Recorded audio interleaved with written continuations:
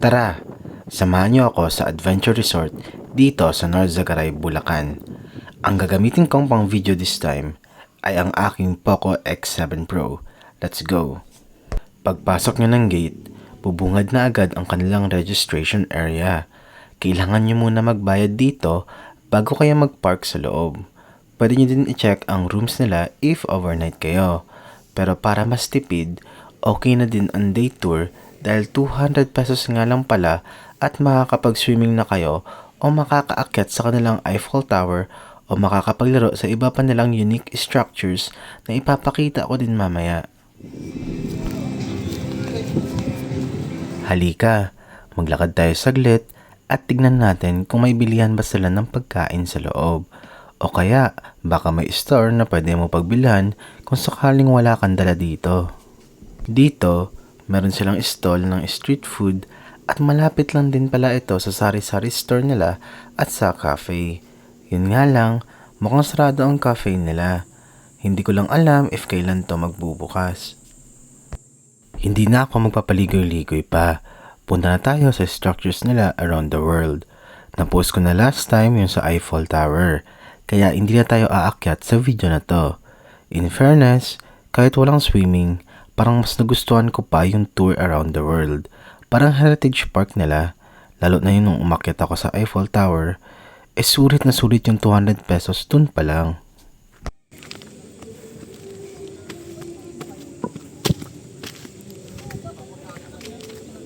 Kung napansin nyo pala, okay naman 'di ba ang pag-video ko? Handheld lang siya, yun nga lang, hindi pa din perfect ang camera performance ng X7 Pro. Although, more than twice na mas better ang stabilization niya from the last version, medyo nag-flicker pa din kung napapansin nyo tuwing nagvi-video ka habang naglalakad. Anyways, tingnan nyo tong structures ng Adventure Resort. If romantic dates, lalo na kung teenage love, or young adults, and kahit sa mga geriatric ages, pwedeng-pwede to. Kasi you will really feel na chill lang talaga dito yung energy niya.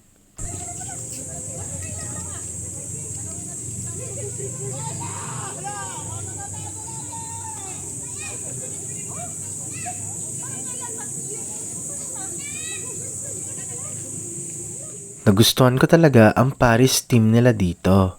Siyempre, may pressure din talaga itong Egyptian structures nila. Mixed talaga siya around the world. Pero, hindi naman sobrang random na kung saan-saan ang bawat structure na nakakalito at maayos din ang kanilang positioning.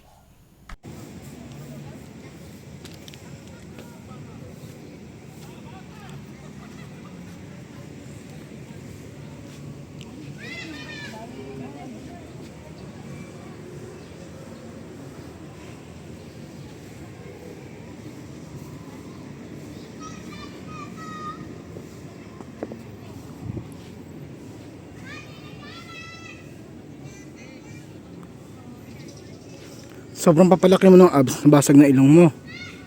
Ayusin mo muna yung ilong mo ha. Palaki ka ng palaki ng katawan eh. Hindi mo mainaayos yung ilong mo. Ito yung katabi oh. Buo pa yung ilong. Kagaya-gaya ka kasi.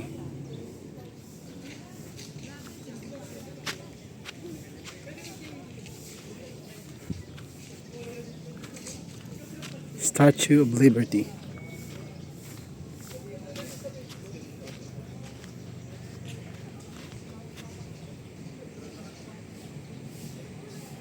Pwede.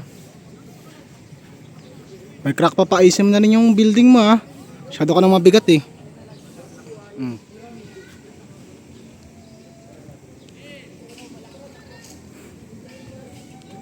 Punta tayo sa ano? Sa Eiffel Tower. Mukhang pwede umakyat eh. So eto, ipakita ko lang dito saglit ang loob ng Eiffel Tower na naakyat na natin previously. Uy, umiikot din. Kasi mabagal yung ikot niya.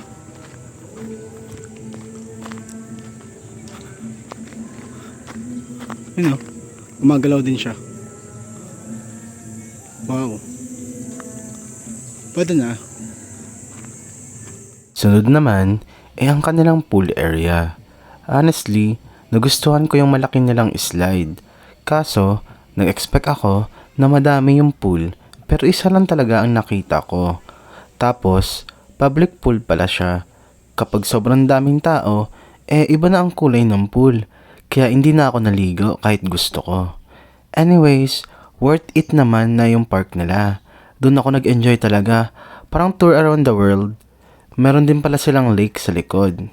Ayun, inikot ko din talaga kasi ang ganda. Nagustuhan ko din to. Crocodiles! Where's the croc?